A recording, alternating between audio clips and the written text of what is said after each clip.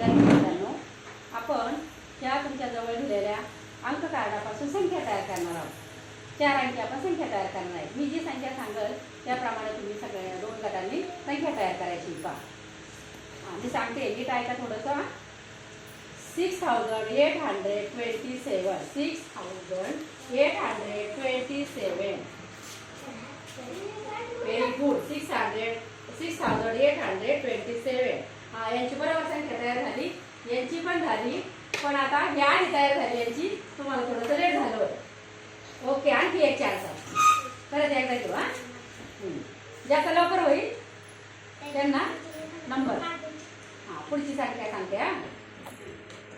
7826 7826 very good. यांची बरोबर तयार झाली, यांचा क्रम चुकलेला आहे.